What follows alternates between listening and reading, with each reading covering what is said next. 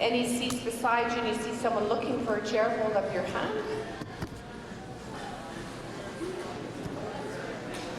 So there are, if you're waiting at the front for a seat, if you want to go where there's some hands, there's some empty seats. So there's 4 empty seats over there. There's quite a few on this side, empty seats if you want to find your way there. Thank you.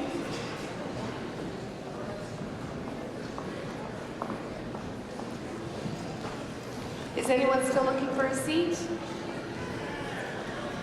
There's 4 seats over here if you're looking.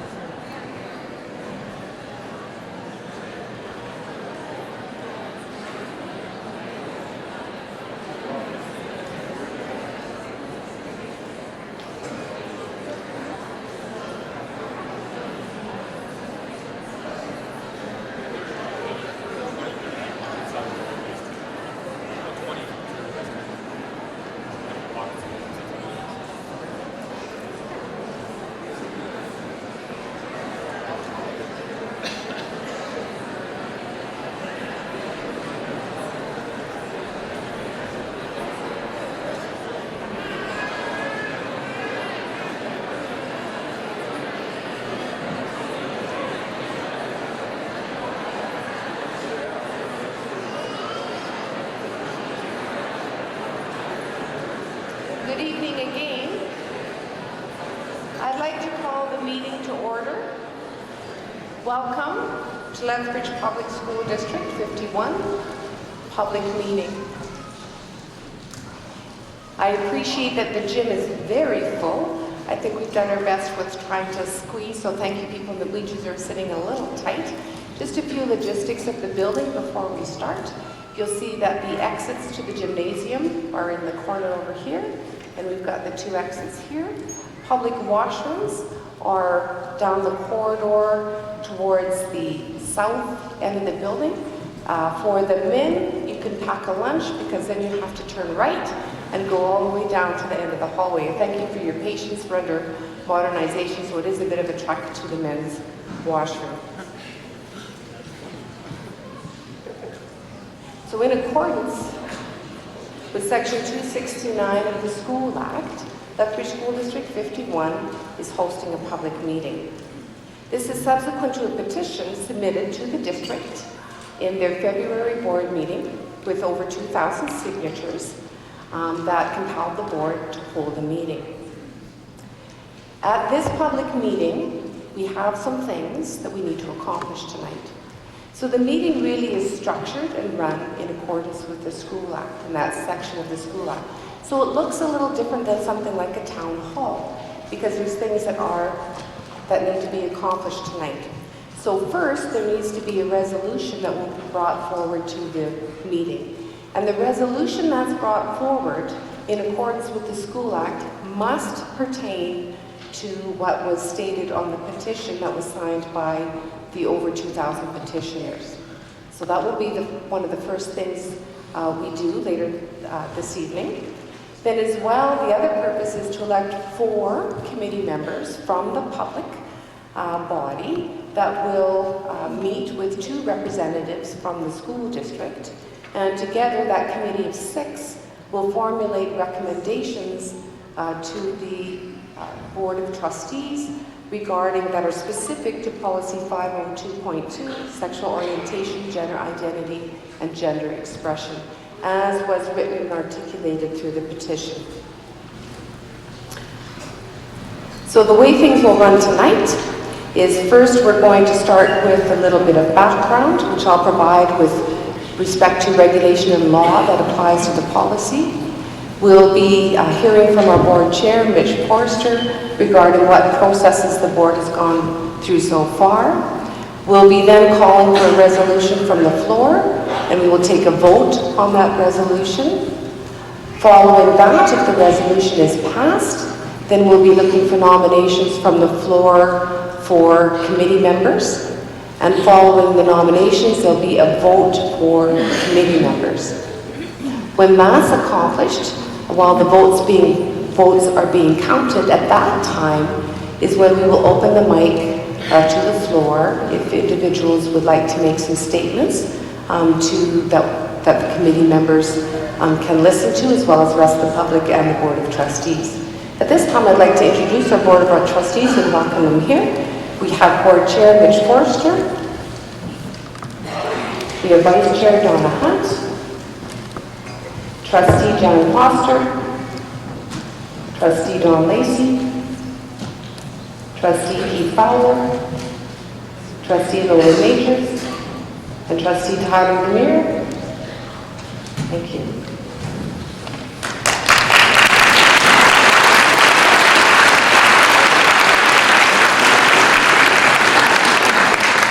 So we don't want to take an inordinate amount of time at the beginning to go through background, but we feel it's important to give a little bit of background in terms of where the policy came from and what has compelled the policy.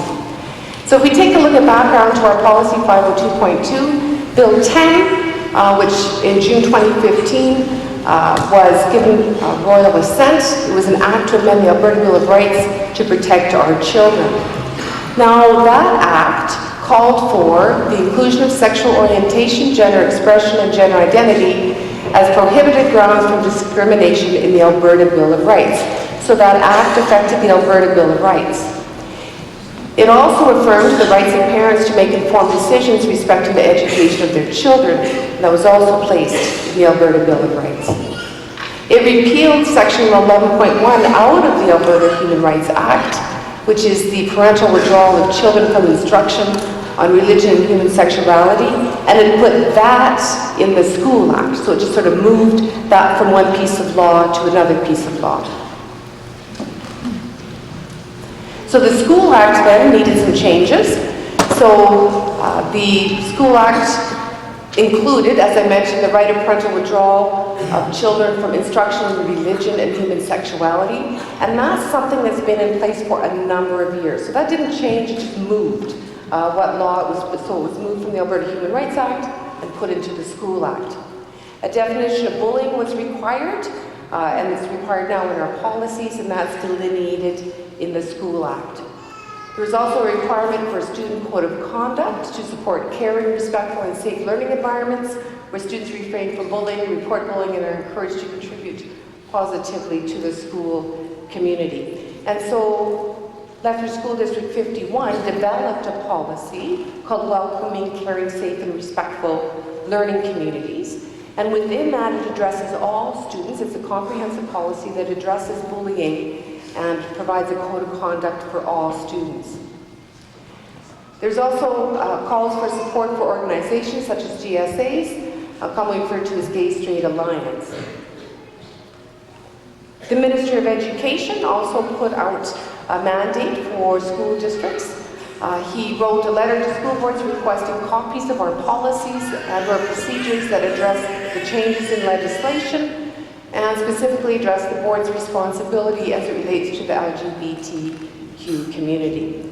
And so that's sort of the background or the images from where this policy came from. Now, if we stop with those pieces of legislation, that's when a committee in Lethbridge School District 51 went to work and drafted the policy 502.2, and that committee was comprised of a number of professionals as well as guided through some legal advice. Then another document came out this fall, or this midwinter in January, Alberta Education released a document called Guidelines for Best Practice, creating learning environments that respect diverse sexual orientation, gender identities, and gender expressions.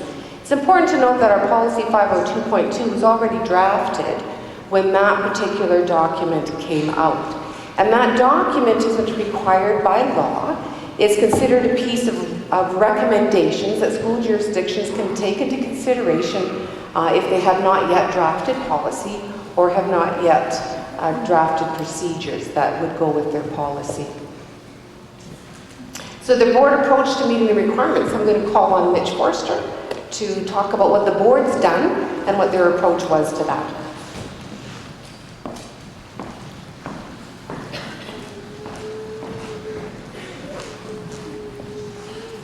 I don't get the fancy little mic that Cheryl has. So I'd like to make a few comments on the board approach to meeting the requirements that were imposed upon us, I guess is the word to use, by the acts of the legislature and by the Minister of Education and Minister Porter. So work on this policy began months ago, initially after the passing of Bill 10 and viewing the intentions of the government in relation to the general area of sexual orientation and gender identity, and specifically the issue of bullying and harassment.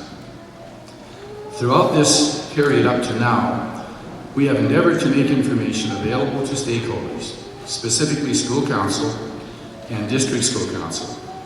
Much information has gone out to them and their feedback was actively sought.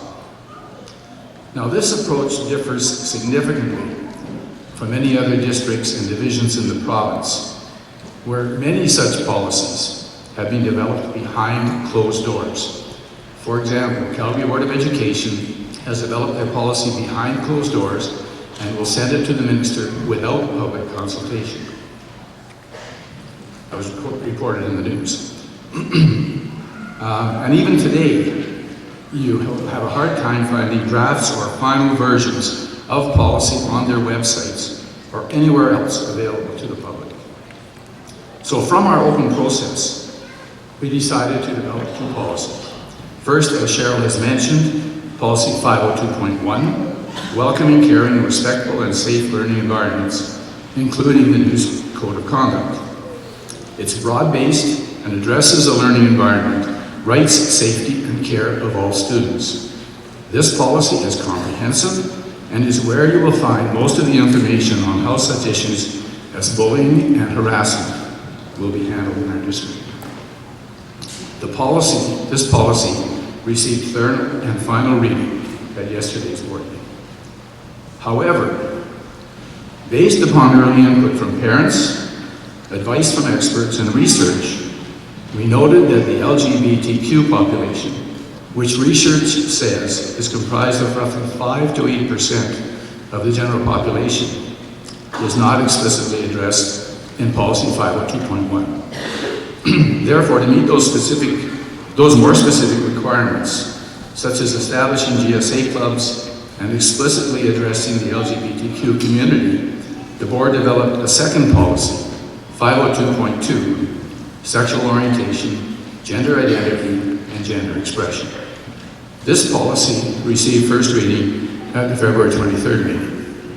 However, at that meeting, we also received the petition, and consequently, Further action on policy 502.2 is delayed till the actions coming from the petition have been completed.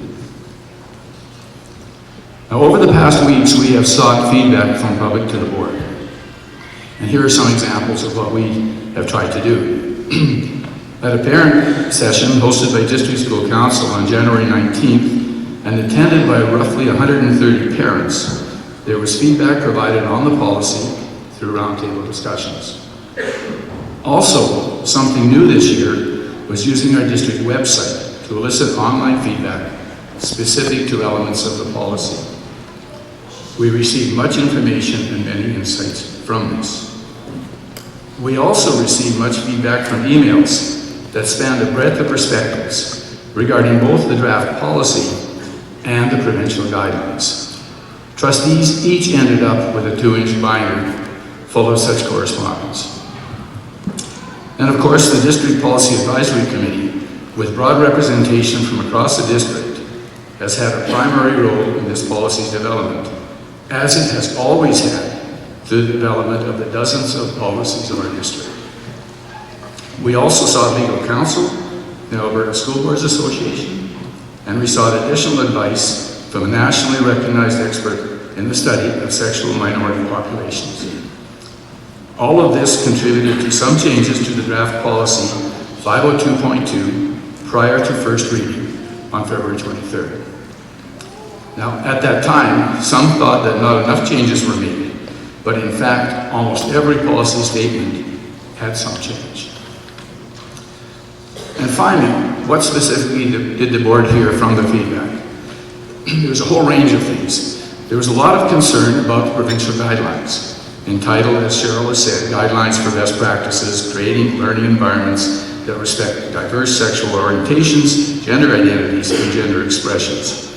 And as Cheryl said, this is not a resource that we use directly in our development of Policy 502.2. Additionally, we were asked by some to reconsider having 2 separate policies and to incorporate everything into Policy 501.1, which is the welcoming, caring, respectful, and safe learning environments.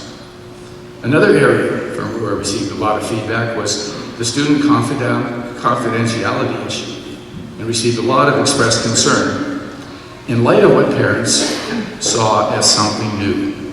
In fact, confidentiality and privacy rights of students are already entrenched both in federal and provincial legislation and have been for many years. We also heard feedback, both pro and con, about self-identification and determination, often tied in with some of the guidelines issues related to free use of washrooms and change rooms.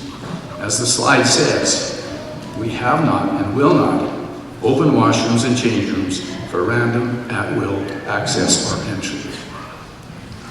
Overall, we heard comments supporting the separate policy from many sources.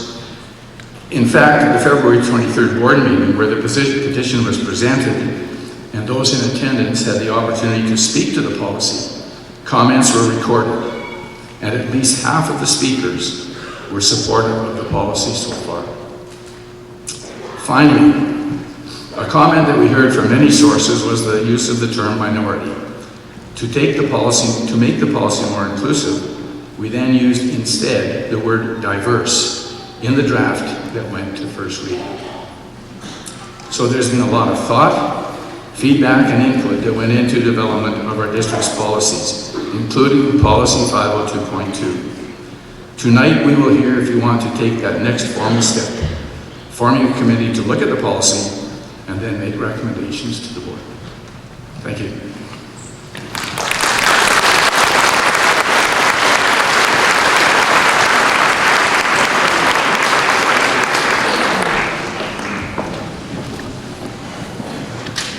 So just to reiterate our meeting agenda tonight, our next step will be a call for resolution.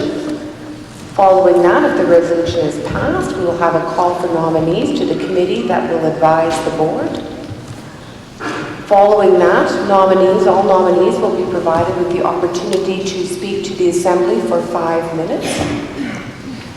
Following this, the nominees having the opportunity to address the Assembly, that's when we will have the election. And following that, we'll have an open floor for comments from any individuals in the Assembly. So with that,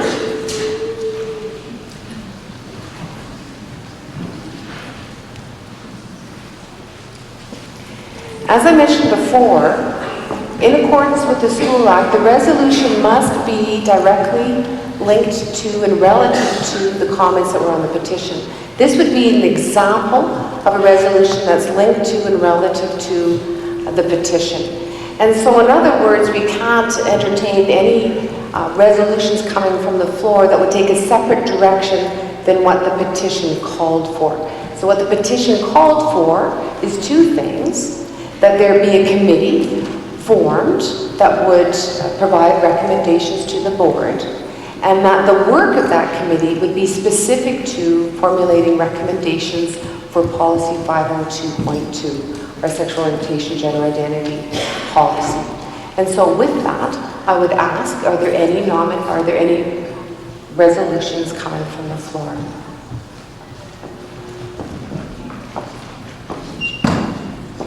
On February 23rd, I presented a petition with over 2,300 signatures of Lethbridge Public School Board electors to the school board to call a public meeting pursuant to Section 269 of the School Act to consider and elect 4 people to a committee for the purposes of drafting recommendations to the school district's sexual orientation and gender identity policy.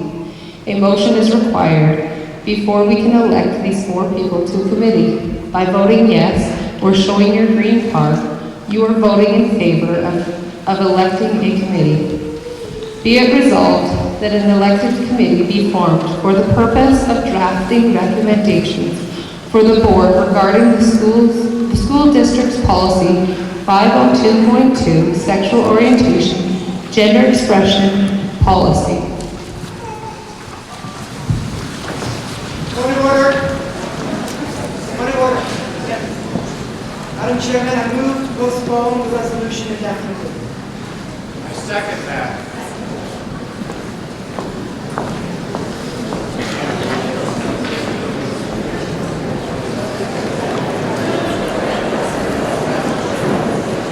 With respect, we have point of order. This meeting follows the School Act, and as such, that point of order does not pertain to the process that we're going through right now. The School Act asks that we have a resolution put forward at this meeting, and the motion that you just put forward does not pertain specifically to the petition. So at this time, I'd ask for a seconder to the motion that's been made. I second the motion that Jen Steve just made. Now with that, we have a show of green if you're in favor of forming a committee. We have a show of red if you're not. Now the reason we use color was going to be clear and obvious that there was a majority one way or the other. We would do so by color. It's not clear and obvious to me that there is a particular color, especially if you've got other people in the room. So what we're going to do is proceed this way. We're going to have individuals coming through the gym to collect your cards. Those cards will be taken and counted. So keep holding your card up, and it will be collected with staff members, and then the cards will be counted. Yes, sir. You're around. I would call for the petition volunteers to join Christine Lee at the front for the count.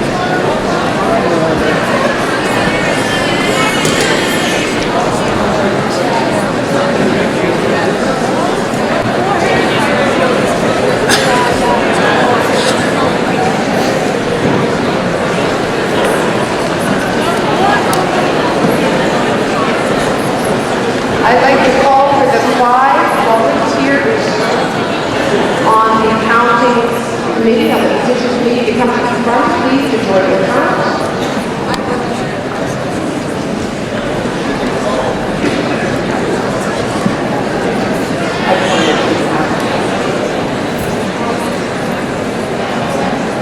Christine, can you confirm with me that the Bible It's good.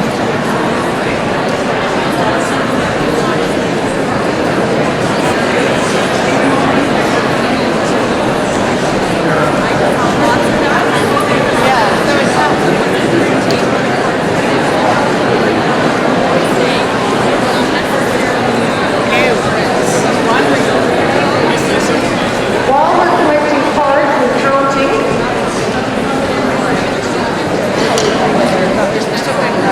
Yeah, it's going back. while the count is going on, just a few other housekeeping items. The meeting tonight is being video streamed, it's a YouTube video stream, as well as being video streamed for the overflow classrooms where there wasn't room for chairs. And so certainly the people who are in the overflow rooms have also had the opportunity to YouTube vote, me. just so that you know, you have the opportunity to hear what's happening. You can't hear, they can't hear in the back. Okay, we're trying. So sorry, I don't think it helps if I move this way, right? It's the speakers. I'll try and speak a little louder. Can you hear me in the back now? Is that better? I'll speak louder. Sorry about that. I was just indicating that the meeting tonight is being video streamed through YouTube, and as well as to any overflow classrooms where there wasn't enough room, so that those individuals can watch there, as well as any individuals who aren't in the facility today have the opportunity to listen to, for example, our nominees from the floor speak, and we'll learn of the outcome of the meeting. So I ask for your patience. I know it's getting warmer in here. I believe the count should be fairly quick. That's why we used the colored card. Those counts generally go quite quickly. And if the resolution is passed, as I mentioned, the next step will be to call for nominees for the committee from the floor.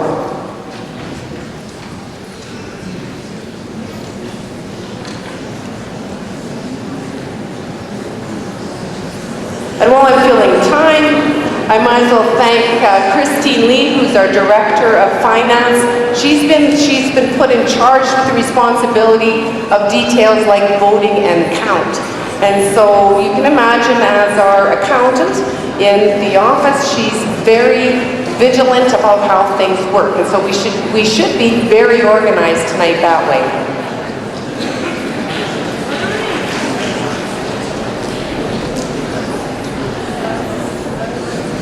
And while I'm thanking people, I'd like to thank all of our facility volunteers. I think our entrance of this many people into the building went quite smoothly. Would you agree? Thank you to the volunteers.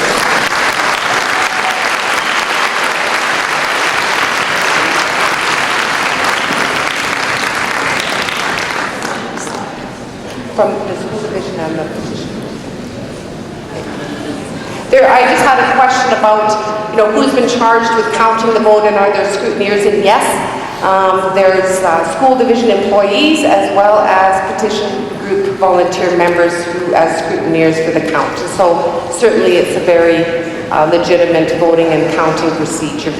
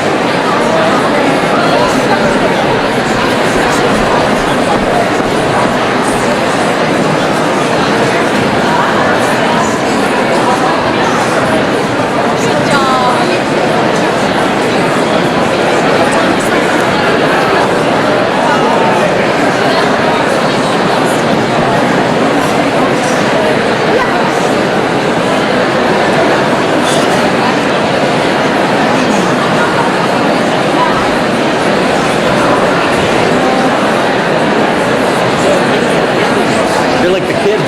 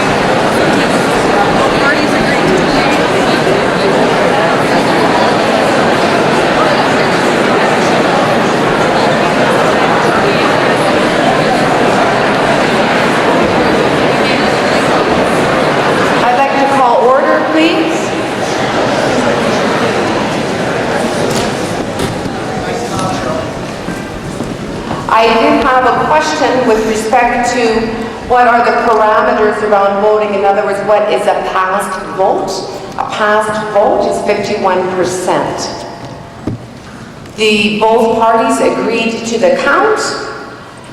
Green, which is in favor of passing the resolution, 534. Red, not in favor of passing the resolution, 425. The resolution is passed.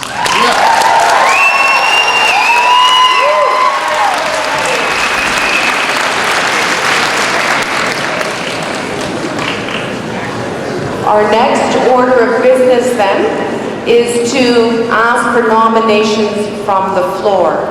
So these nominations then, the nominee must be 18 years of age or older. The nominee must be a resident of Lethbridge and public school supporter. So those are the parameters around that. So what I'll be doing is asking for nominations. I would ask that the person who's nominated will stand. I will ask them if they meet the requirements to be a nominee. And then with that, we will bring you the mic so that your name can be properly spelled and put up on the screen. That will help facilitate voting. So all of the names of the nominees will be going up on the screen as they are nominated. All right? So with that, I'd like to open the floor to nominations for the committee. Please raise your hand. So who's got the, yeah.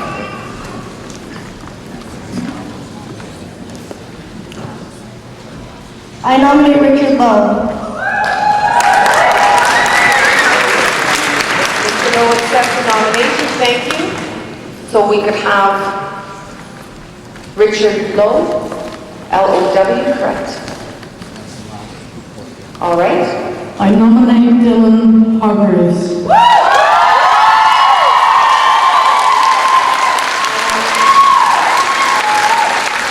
I accept the nomination.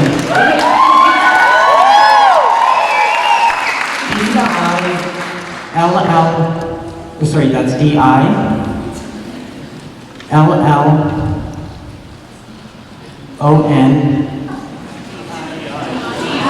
D-I, yeah. Last name H-A-R-G-R-E-A.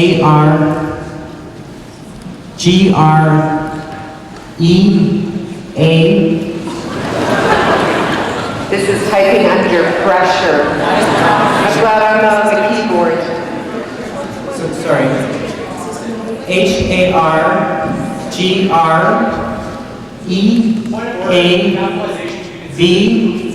as in Victor, E-S. And I would ask that the upper and lower case be the same on both nominees, please. If we could put Richard Lowe to upper and lower case like the other nominee, please. Thank you. We have a nomination at the back, right?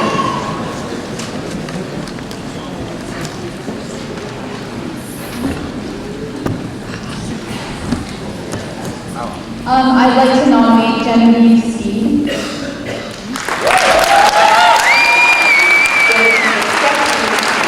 So if you could get together the microphone to spell her name, please.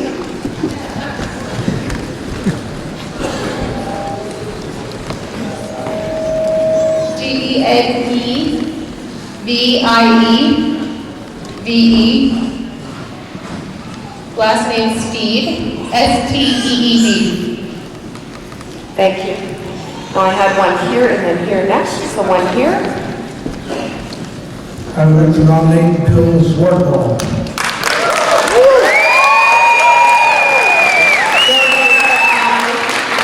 You can start your name, please. We'll get Bill right. You got Bill right. Z-W-A-R-T-B-O-L.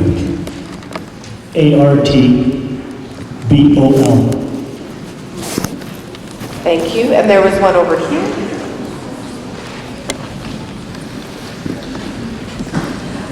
I'd like to nominate Dr. Jennifer Davis. Jennifer-Davis.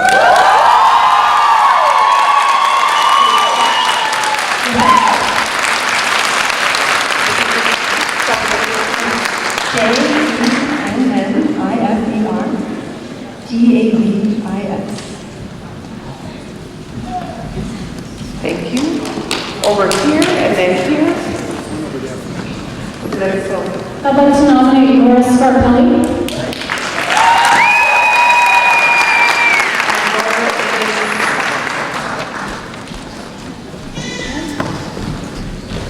Laura, do you accept the nomination?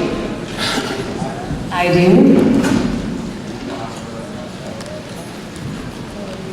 And your spelling of your name? Laura-Scarpelli.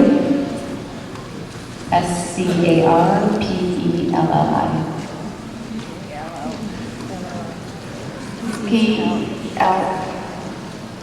Thank you. Now, I think I missed someone in this area in the conduct, did I? No? Sorry, we've got one over here and one here, so we'll get through.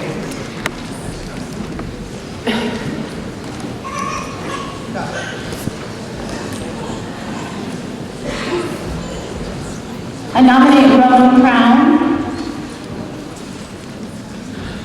Roland, do you accept the nomination? I accept the nomination. And spell your name, please, Roland. R-O-H is in hippopotamus. A-N. Crown, C-R-O-W-A. Thank you. We had one over here. I want Rick to get a daily physical activity. If you can sprint across the gym.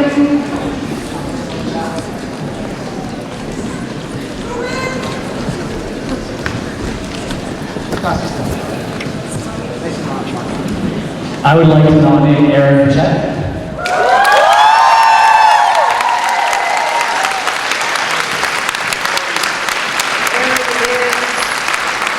Do you accept it? If you can spell your name. AARONF, as in Frank, ITCHETT. If we're going to have one person's professional background, why don't we have everybody's professional background? As a point of order, please use the document from Jennifer Davis. I would like to nominate Ryan Lemko. And Ryan is, Right here. RYANLEPKO.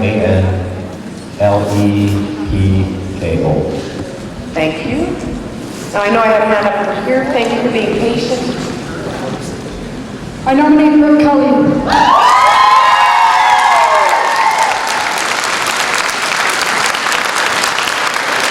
Do you accept that?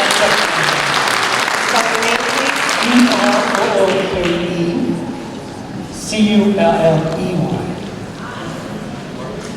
Thank you. And we had one over here.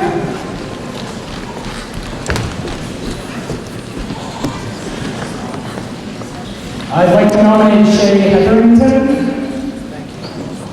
Do you accept Shane? Yeah. And could you spell your name, please? SHEA, like the letter.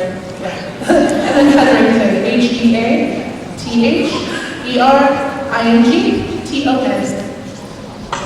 Thank you. We have a nominated Rick over here on the bleachers. Got it. And while he's running over there, I'm going to scan the room, put your hand up if I need to go somewhere next that I've missed. I should hold a colored card up that I know for sure I haven't missed any nominations. And could I ask for either Carrie, could I ask if you checked the classroom to make sure that there are not any nominees there? I just want to make 100% sure, please.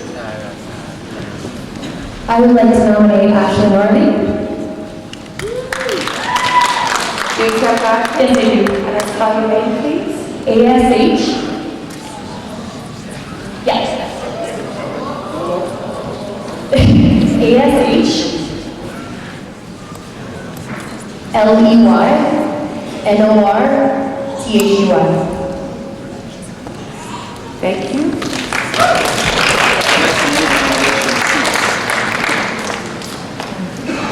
I'd like to move nomination cease. I'll make a second call for nominations. Second that. I'll make a second, I haven't made a second. On a second motion, you have to call for a question. Absolutely, second that. Second that. No nominations from the room.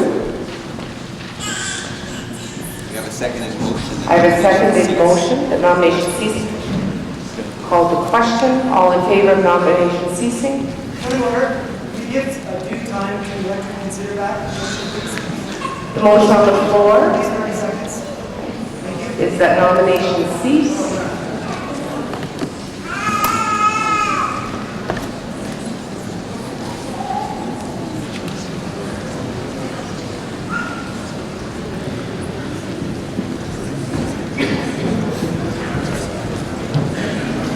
In favor of nomination ceasing? Opposed? Do we have another nomination on the floor? No? All right. Nominations are closed. Now at this time then, we will work through the order of nominees as they are presented on the list. Each nominee will have 5 minutes to speak. Nominees, as a point of instruction, we have someone who's sitting close to the front. You will be speaking from the front microphone. We have an individual who is sitting right in front of you that will hold up a yellow card when you've met 4 minutes and 30 seconds. So when you see that yellow card, nominees, that means you've got 30 seconds to close and wrap up. You'll see the yellow card at 4 minutes and 30 seconds. So I'd like to call on Richard Lowe.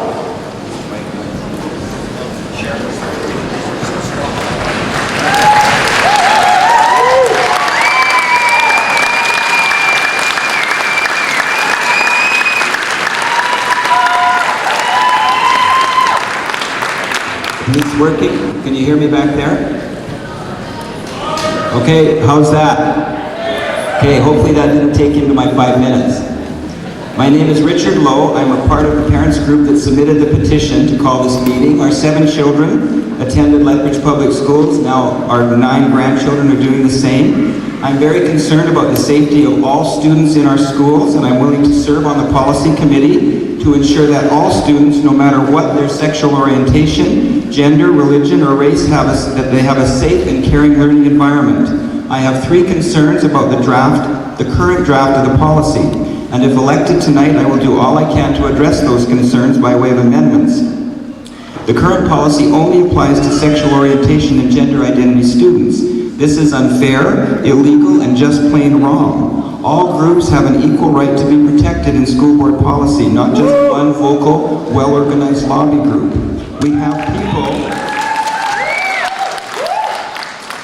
people who signed our petition whose children identify as gay or transgender. They do not want their kids singled out or treated differently because that only leads to more isolation, disunity, and resentment, which makes bullying worse. The current policy does not incorporate or protect parental rights, as is required by the laws of this province. And thirdly, the current policy does not protect our children from the extreme and in some cases illogical and potentially harmful effects of the non-binding guidelines for best practices issued earlier this year. Each one of these 3 points I will now address. The current policy, as it is worded, only applies to sexual orientation and gender identity issues. This is not what Bill 10 mandated. The legal requirements of Bill 10 mandate each school board to establish and implement a policy to provide a welcoming, caring, respectful, and safe learning environment that respects diversity and fosters a sense of belonging. The Code of Conduct and the policy are to link with those protected rights in the Alberta Human Rights Act, which refer to all groups involving religious freedom, sexual orientation, color, gender, mental disability, age, ancestry, place of origin, marital status, family status. All these groups are treated equally in the law. So why are we not implementing a policy that treats them all equally, thus protecting all students instead of only a certain group?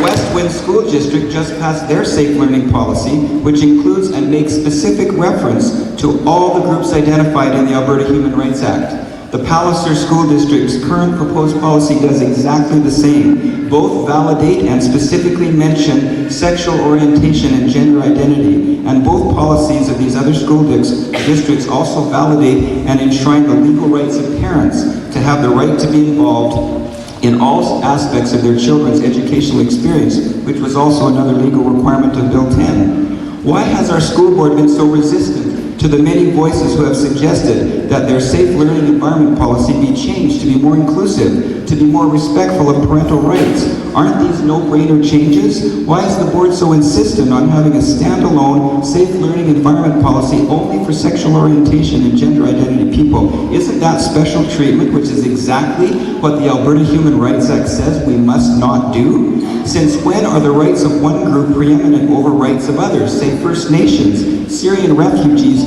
or Christian students? Does a group that is in the majority in the school population lose their rights to be protected from bullying? That is the message the current policy delivers.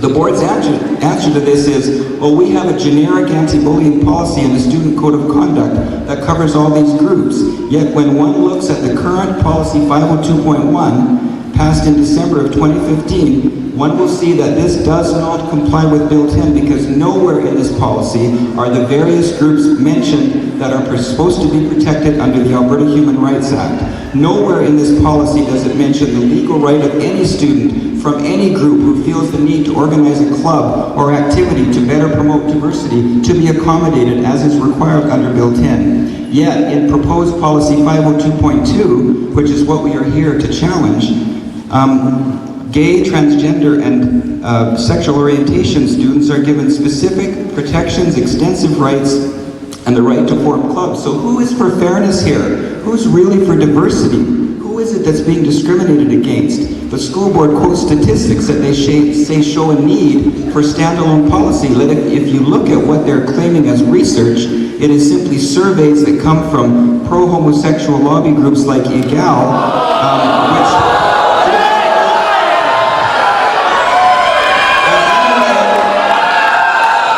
and even in EGAL's own literature, all it says is that as long as the policy in the school specifically mentions gay students, that is good enough. And that's what we are saying.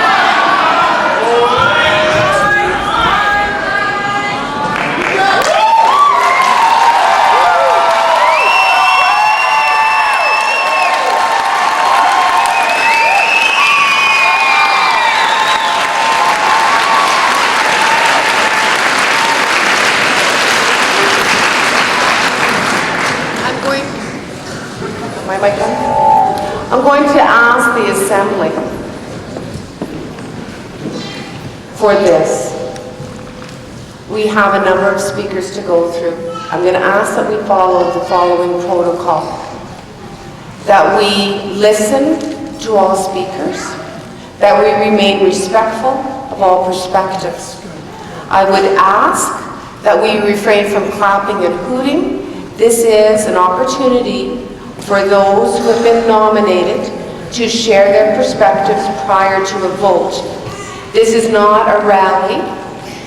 This is a meeting for the purpose of electing members. So I ask that all members of this Assembly, all public sitting in this group, be respectful and that you refrain from clapping and hooting throughout the remainder of our nominees.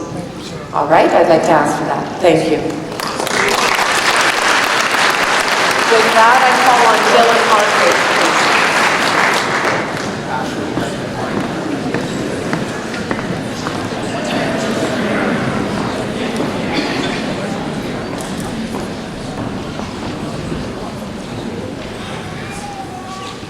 Thank you. I wish that I didn't need to stand here today to talk about the importance of our children's lives. But what we are hearing and what we have been hearing these last few weeks mandates that I do so. I myself am a survivor of the language that we have been hearing, and I cannot stand by and let an argument of parental rights trump the safety of our children. This is literally an issue of life and death. I know this because I am a survivor, but I was almost a victim. When I was 17, I nearly took my own life after coming out to my family as gay. I was in Edmonton at the time and can remember standing at night on the steps of the Legislative Assembly, and I found a ledge, and I was one step away from ending it all. Flash forward a few years, and on April 23rd, 2015, I swallowed handfuls of medications. I would not be standing here alive in front of you right now today if I had not been found as soon as I was. I was sedated. I was in psychiatric care for weeks. I don't remember the first 3 days at all. Now, I have always been a woman, and I have transitioned to live my life as a person I have always known myself to be. And this has not been easy, but much more harmful than my experiences since transitioning were the messages I heard in my childhood and adolescence. I heard my family when they criticized gay and lesbian and transgendered people. It scared me when they spoke like that because they were talking about me, and that was before I had ever told them. There are children like me sitting in your homes and classrooms and churches, and unrealized by you, they are listening. They are listening with hopes for acceptance and welcoming and for your love.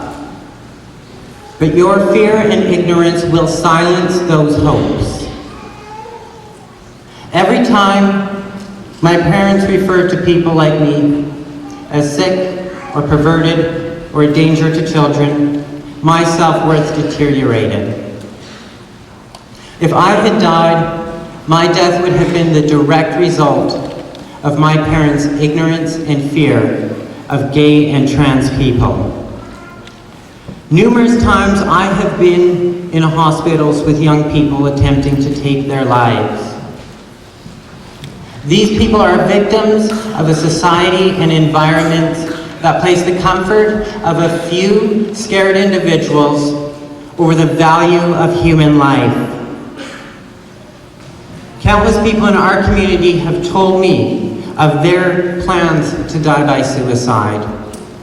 I hope that your children don't come to me to tell me that they have a plan to die by suicide. But if they do, I will do my utmost to be there for them, but I will wish that you had been. The policies we are discussing tonight are to provide safety and acceptance for all of our children. I am fighting to save your children from the fate suffered by so many trans and queer students, a fate I myself almost suffered. So please allow me to be a part of this committee and have a say regarding this policy that can and will save lives. And to the students who are here today, please don't give up hope, no matter the language that we hear. You are incredibly special, and I am bringing my story and bearing my soul in the hopes that we can make this world a better and a safer place for you to live in. Please, promise me you'll keep trying. I gave up. By the grace of God, I'm here today, but I hope you don't give up. You are in my thoughts always, and you are the reason that I'm doing what I am doing. Thank you.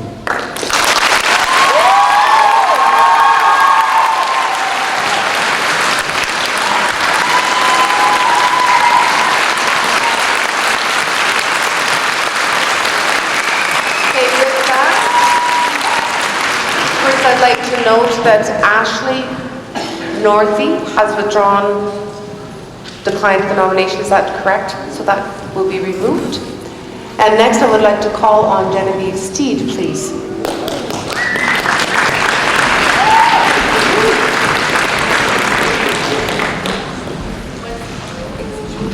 Once again, I'd like to remind the audience that with each speaker we will refrain from clapping or hooting or doing anything that would interrupt the speech. Thank you. Thank you. Good evening. My name is Genevieve Steed, and I am grateful to be a nominee. I am a signature of the petition, and I am grateful to the school board and their cooperation in coordinating this meeting and in cooperating with us. I know I am among a great number of individuals who have sought a public forum for discussion for the policy and would look forward to the opportunity to work with board members in developing recommendations for the Policy 502.2. Policy 502.2 is an important document in establishing welcoming, caring, respectful, and safe learning environments. While it is still in draft form, it outlines basic rights, including fair, equitable, and respectful treatment of students. It promotes support systems and protection from bullying. These are positive things, and I support them. I support them for all children. There are many individuals who have chosen to wear pink tonight in a show of support for a policy that reduces bullying, and I, along with numerous other petition signees, join them. Bullying is not limited to the LGBTQ community. I advocate that these rights and privileges be granted to all students, and that all students will benefit from a policy including minorities such as the First Nations, Métis, Inuit, the ESL, religious minorities, those suffering eating disorders or body image concerns, those with learning disabilities, physical challenges, refugee status, as well as the LGBT community. Experts would agree that the LGBTQ are not the only minority considered at risk with a higher than average suicide rate. I firmly believe there is not a need for a standalone policy regarding sexual orientation, gender identity, or gender expression. All students deserve to feel safe, protected, and supported, regardless of their beliefs, gender, race, etc. Singling out one minority sends a message that the needs of that minority supersede the needs of other minorities or the needs of the majority. It creates a damaging segregation that sends a message that they are different and that their needs don't conform to the needs of the rest of society. In January, the government came out with a document entitled Guidelines for Best Practices. While the document is not legislation and not binding, it does carry a set of very specific suggestions with a certain amount of pressure behind them. The board has pointed out that our current policy does not address these guidelines. I am here to ask that the policy does include a response to those guidelines. We want specific and protective language within the policy so that this does not become a gateway policy down the road that allows for procedures to develop that we as parents do not support. We want our policy to outline expectations for bathroom and change room usage. We want to know what self-identification questions will be placed in front of our children. We want to know what measures will be taken to ensure the safety of our children in athletics. It is not enough to ask us to trust you or to offer verbal reassurances. Mitch Forrest, during the board meeting last month, you made various mention of practices regarding washrooms not being unregulated and that parent involvement would be encouraged. Can we expect these things to be included into the policy? In the past few weeks, I've taken the time to speak with administrators within the district, and as I've spoken with principals of our schools, I learned that they are looking to this policy and its subsequent procedures for guidance and answers to these same questions. The third thing I would like to advocate for is a policy that includes wording that describes and ensures the rights of parents over their children's education. In response to feedback, I received a letter from Minister Egan, which states that under Section 50.1 of the School Act, parents have the ability to withdraw their children from instruction that is primarily and explicitly about human sexuality. It is not up to the school board to decide if my child receives an education about other people's individual, diverse sexual orientation and gender identification. It is my privilege as a parent to determine my child's exposure to sexuality, sexual expressions, and orientations. We are not interested in having our children overexposed to sexuality or prompted to question themes or ideas beyond their maturity. We want to protect those children who are not currently questioning their identity from being placed in a situation.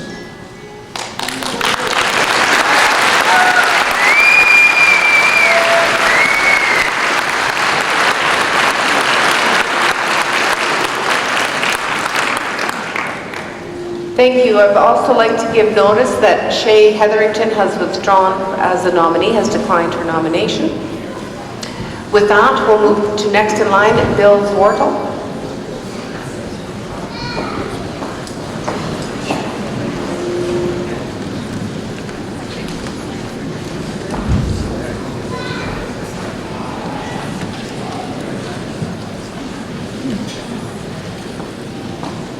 Hi, my name is Stan. I'm a father.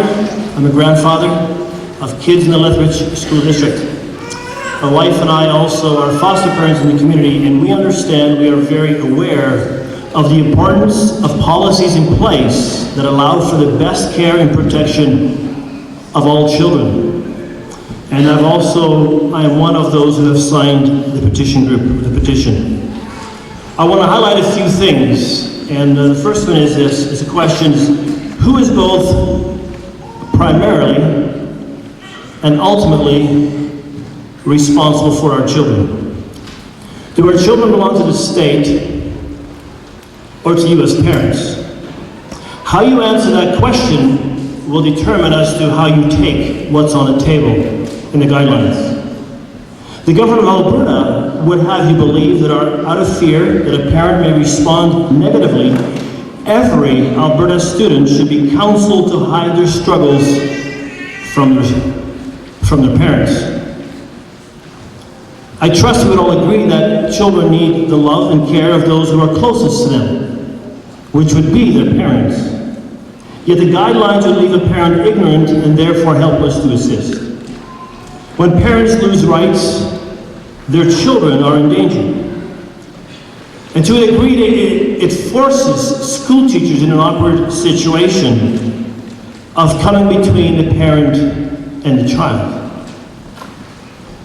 So is it for our provincial government to decide what your children should be exposed to and what they should be protected from? Parents, do you believe that someone other than yourself would have the same level of concern for your child that you have? Now we know that teachers have the best interest for our kids, but I know that as a father and as a grandpa, don't harm my kids, don't touch my grandchildren. And I trust it's the same for you. And we want to see that freedom, that protection kept for all of our kids in school. There's also the Freedom of Information Bill, and that now seems to be applied to parent and child relationships. When that happens, isn't there some abuse of power taking place with the government reaching into the family sphere? I, for one, believe there are spheres of authority in my family, in the school, in business. But it sounds like there is an overreaching, and I know there's an overlap. But if there's an overreaching where the parents' rights are taken away because of government rights, there's an overreaching going on. And if this root issue remains unaddressed, what other symptoms might we be facing down the road? And another area I want to address is all of us, in our circle of friends or families who adhere to, or we all have people in our friends or families who adhere to belief systems or make lifestyle choices that you are fundamentally opposed to. That doesn't mean we don't love them. We love them, embrace them, and care for them like those who would see it as we do. So what does loving your neighbor look like in providing protection for all our kids, not just some? What about treating all discriminated groups fairly? But what provision is there in the current policy draft that will give us parents peace of mind that all our children will have a safe and protected visit to the washroom or locker room? So we are looking for protection language so that all our children will be protected from the guidelines currently established by our provincial government. So if elected, I would want to see three things. First, that parental rights are protected. Second, that our children will be protected from these guidelines. All our children will be protected from these guidelines. And third, that all discriminated groups are treated fair. Do your children deserve less than this? Thank you.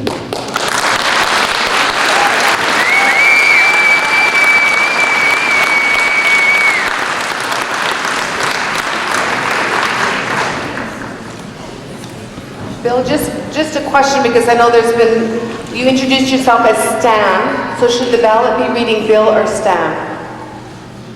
I'm sorry, no, it's Bill. Oh, he said Bill, sorry, someone said. No, I believe it's done. So Bill is correct? Okay, that's all I'm checking, thank you, so it is Bill. And I'd ask the assembly to be quiet and ready for our next speaker, please. Thank you, and thank you for maintaining the respectful composure of the audience, and Jennifer Davis.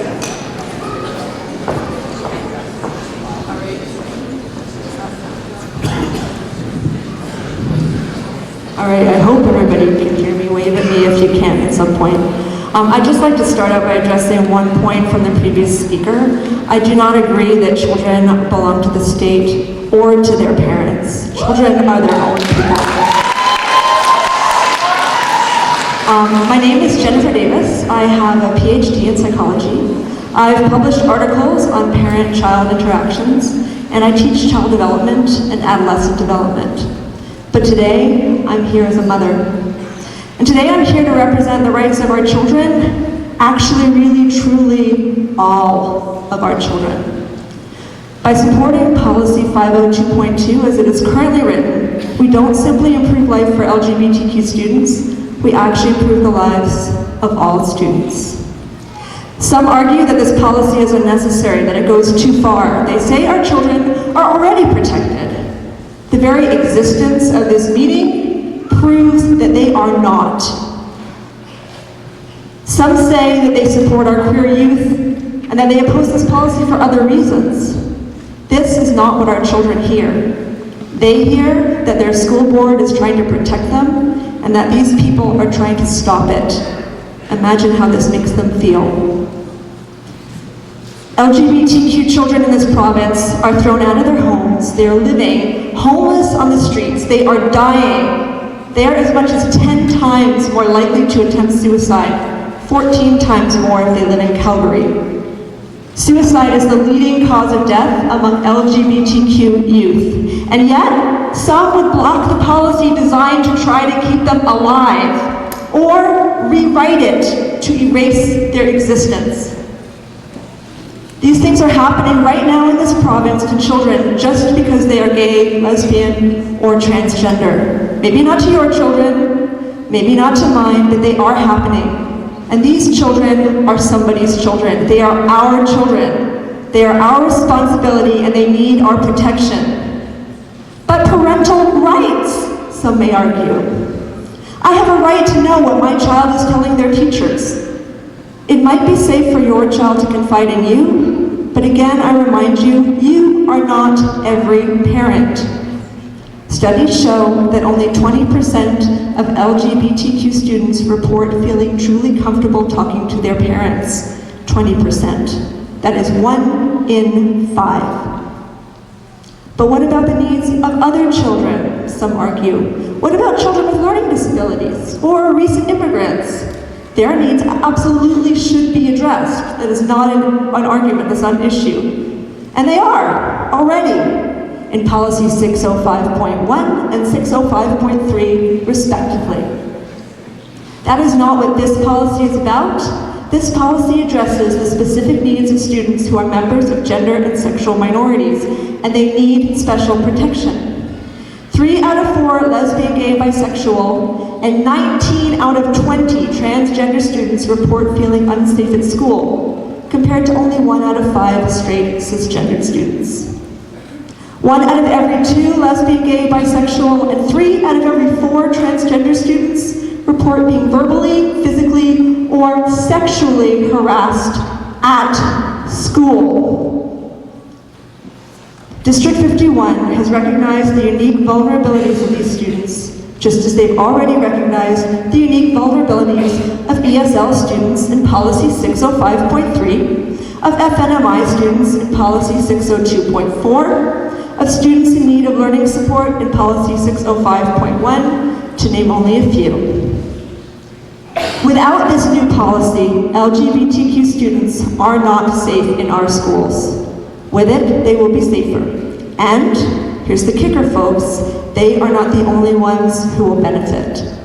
Research out of the University of British Columbia shows that when schools create policy specifically aimed at reducing the rates of bullying of LGBTQ students, it isn't just these students who benefit. Suicide rates go down, alcoholism goes down, perceptions of being safe and supported go up for all students. Among heterosexual boys, the suicide rate drops by half.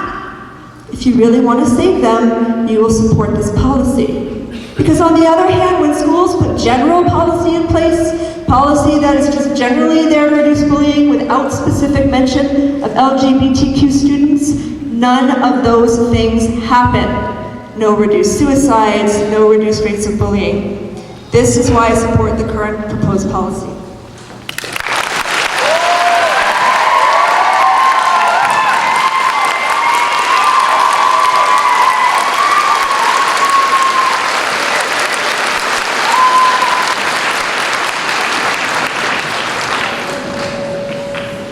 Thank you, and I'd like to call on Laura Scarpelli.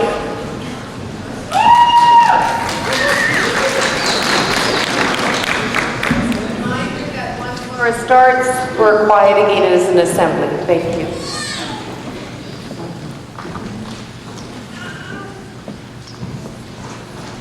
Good evening, ladies and gentlemen, and thank you all for being here. I think we are all here for the same reasons, and that is to advocate for our children and to stand up for our freedom of rights. I am a concerned parent, as just like many of you are here tonight. You are unsure of what the future may hold in regards to the protection of rights of parents and of our children, and fair treatment amongst many minorities that make up a society in our city and schools today. My name is Mrs. Laura Scarpelli. I am blessed to be a stay-at-home mom to two wonderful children, a 10-year-old girl and a 13-year-old boy. Best of both worlds. This is a very important job and one of the best in the world. Being their parent is my main purpose in life. It takes top priority. I am their advocate and their voice while they are young, and make decisions on their behalf almost daily. I will do anything to protect my children. In our home, we have built relationships of love and trust and work together not only as parents and children, but also as a family unit. We raise, grow, nurture, and instill in our children the morals, ethics, and beliefs that we see fit. No one is to take that right away. As a parent, you know what's best for your child before anyone else. And in regards to our children, I would want to be the first to know and be contacted, not only in an emergency, but in any and all situations. This is the way it's always been, and it always should be. Most often, kids will tell you the good things only, and that's why we are notified in situations of injury, failed classes, bullying, giving or receiving, even gossip or hearsay. It still opens it up for conversation.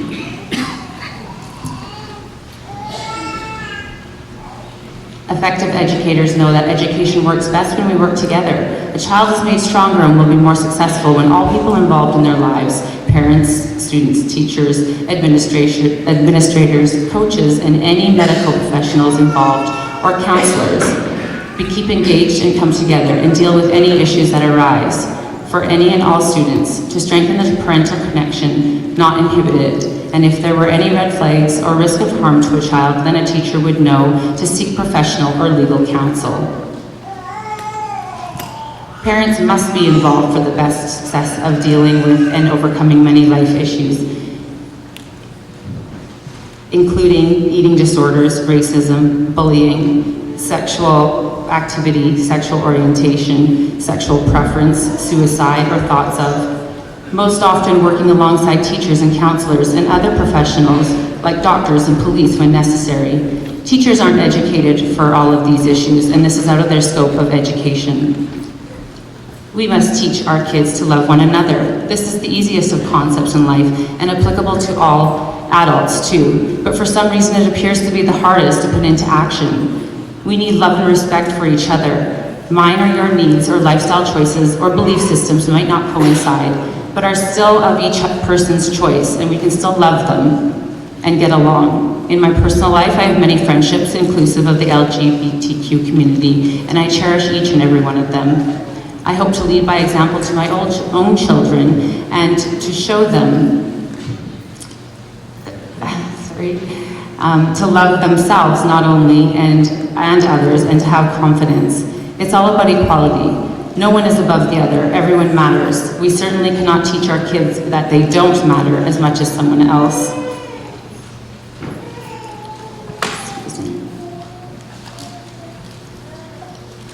Under the Human Rights Act, all individuals should have opportunity equal with others, be it race, national or ethnic origin, color, religion, age, sex, sexual orientation, marital status, family status, or people with disability. In the public school system, you have a very diverse population of many races and religions and beliefs. Regardless of these preferences, the education system is not responsible or the place to be forcing or endorsing lifestyle choices, preferences, or religions. This is out of their realm. Now, with the exception of 2 faith-based schools partially funded by government under the Lethbridge School District 51 umbrella, that cannot be ignored. We must recognize these Christian schools and respect what they are allowed to teach alongside of their curriculum. What policy can be written to ensure their rights to freedom of religion is equal to the rights of sexual orientation, as stated in the Human Rights Act, to be equally respected? We cannot lose these freedoms, or we have lost everything, including what this nation is founded on. A strong family unit, which is the backbone of our country. People have fought and died for these freedoms. To be going backward is counterproductive. We cannot let people or government or an agenda to be causing disarray, confusion.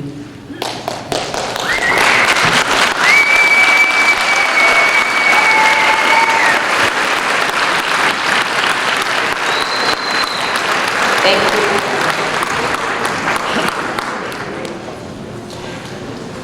I have had a few questions from Christine Lane, who's overseeing the voting, about whether or not people can leave and leave their vote as a proxy vote. The answer is no. Voting cannot be done early. Voting cannot be done through proxy. It can only be done when we're finished going through all of our nominees. At that time is when I will call for the voting process. So just in case there's others who have that question. Sorry, I didn't speak very loud for the back. Did you hear me back there? Thank you. With that, I'd like to call on Rowan Crown. Okay, Rowan is withdrawing his name. Aaron Fitchett.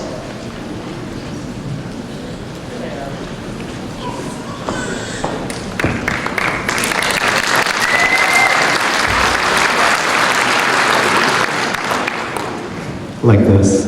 Got it. Thanks. Good evening, board chair, school board trustees, superintendent. Hello to my District 51 colleagues and to my friends and neighbors who are here tonight. My name is Aaron Fitchett, and tonight I would like to open my nomination speech with a thank you to the team at Wilson Middle School, especially their caretaking staff and technology department who've been working hard in order that this meeting can take place comfortably. The added pressure this meeting has placed on you does not go unnoticed. I want to make it clear that although I am a teacher, I do not speak on behalf of the Alberta Teachers Association, our president, my district representative, or my local president.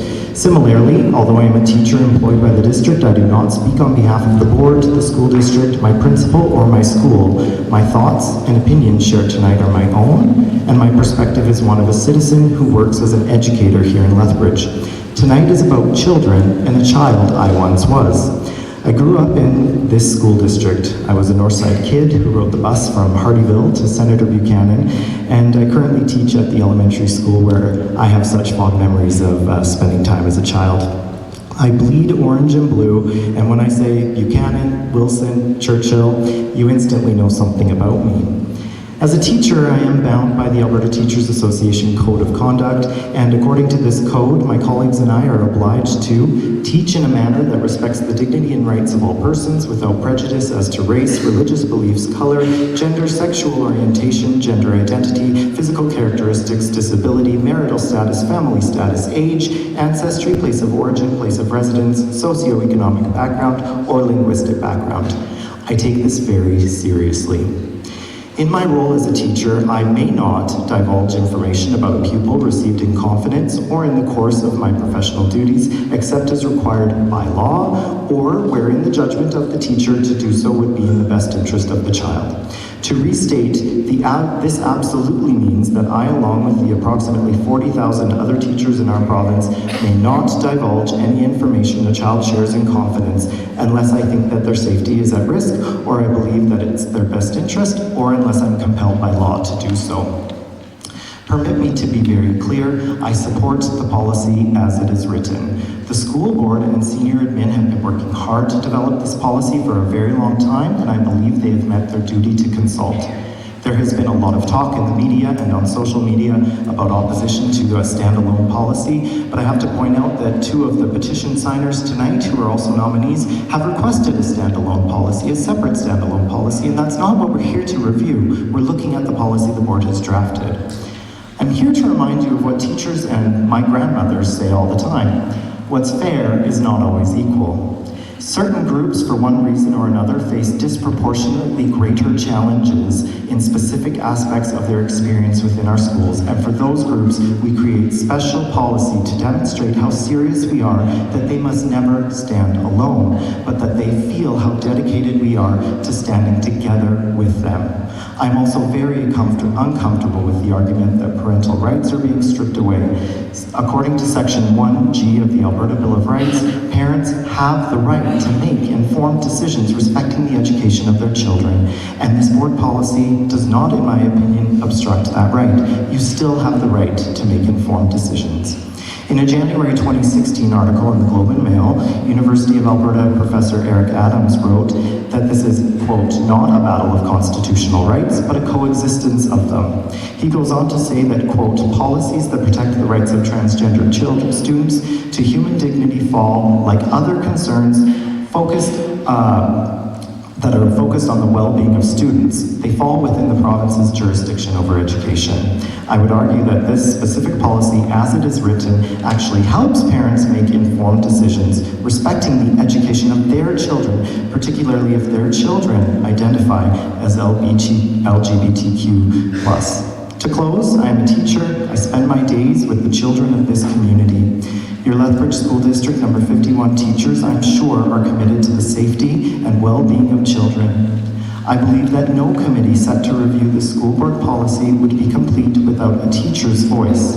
I know that I would be a balanced person on this committee and an asset. If you support this policy, please vote for me, and I'll make sure that I bring that voice to the committee. Thank you very much.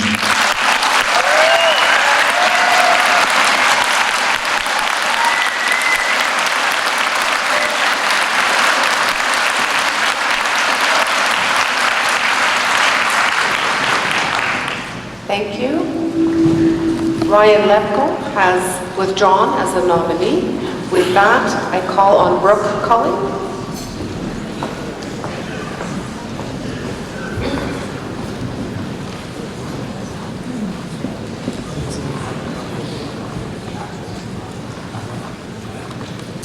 Good evening. My name is Brooke Cully, and I'm a father of 2 children. I have a son in the district now, and I have a daughter that has graduated last year from LCI. I feel very fortunate to be part of this community and to have my kids attend what I consider to be one of the finest public school jurisdictions in the province. I feel we are all here for a common purpose, and that is we love our children and are concerned about the community we live in and the community we chose to raise our kids in. And for that, I thank each and every one of you here to see me. We send our kids to a public education system because we believe public education is the foundation on which we build a civilized, democratic society. I want to express my gratitude to all involved in the education of our kids for what you do and how you do it. This includes our democratically elected school board, the administration at central office and at each school, the professional teachers and support staff, and the parents who selflessly serve on school councils. I thank you all. There is no question that sexual orientation and gender expression has become a prominent social issue. Perpetrated by fear and lack of understanding, our efforts of a society to love, embrace, and support all have been thwarted by negative and critically held beliefs. Just the increased attention this petition has received has made it uncomfortable for some to go to school. I know some in this room are opposed to the policy and some are for the policy. I know that there are some in this room that don't think the policy goes far enough, and there are others in this room who just don't like the procedure. Some will say this is about parental rights. I believe it's about parental responsibilities. On April 7th, 2015, a simple motion by MLA Kent Hare was introduced on the floor of the provincial legislature. Though not a binding piece of legislation, it was a symbolic message to all students, regardless of sexual orientation or identity, that they would be welcome and accepted in Alberta's education system. And the motion was defeated.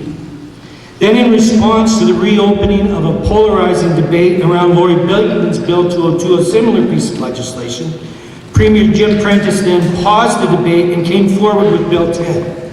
Although not perfect, I feel those present in the legislature that debated Bill 10 heard many accounts of personal stories, and many minds and hearts were moved. And given the heightened vulnerability of some youth in this province, passed that legislation with only 2 MLAs voting against it. The bill received royal assent last year on June 1st, and although talk of a court challenge has always been threatened, none has ever been filed. In my opinion, our school board has and always will do what is in the best interest of all students and all students' successes. And they do that job admirably and deserve our respect. They govern with integrity and are resolved in creating policies based around core beliefs. I honestly believe they serve our community and our kids for the right reasons, and I personally view with disfavor the threatening of that elected body at the ballot box should they not vote a certain way.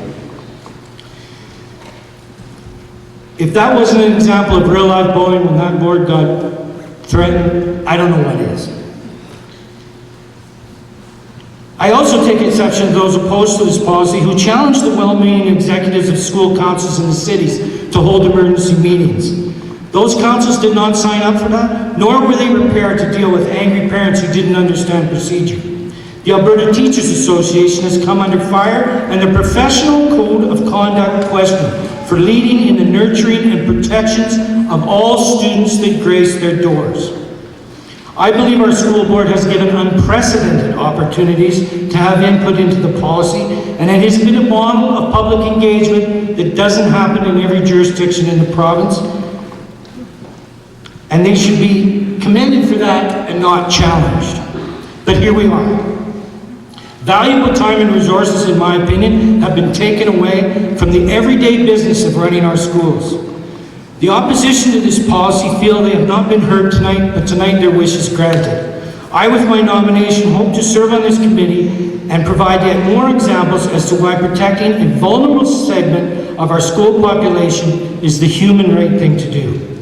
I pledge, if successful, to engage in those discussions with honor and respect. My only bias will be the protection of all students who attend public schools in the district. Saving lives in our publicly funded education system is of utmost importance. Should a student from this community not come from a supportive home, they must come from a supportive public education system.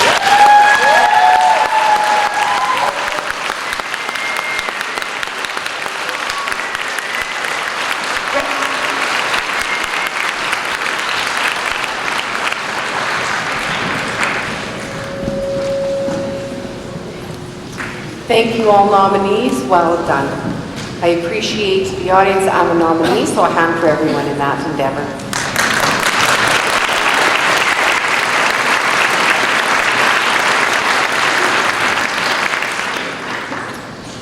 Next, we'll call for a vote. Now, each one of you who registered to vote will have a ballot. In that ballot, you have 4 blank spaces. You can write 1 or 2 or 3 or 4 names in your ballot. If you write more than 4 names in your ballot, it will be a spoiled ballot. If you want privacy filling out your ballot, there are screens at the ballot tables at the back. Or you may choose to fill out your ballot where you're sitting or anywhere in the gymnasium. There are pencils at the front of the stage if you don't have a pencil. But there will be orderly deposit of your ballot in the ballot boxes. So you must be patient. Everyone will have the opportunity to vote. You must line up for the ballot boxes, which are distributed across the back of the gym. You will hand your ballot to one of the scrutineers at the ballot box. Again, you can fill them out wherever you like or wait and go behind the screen.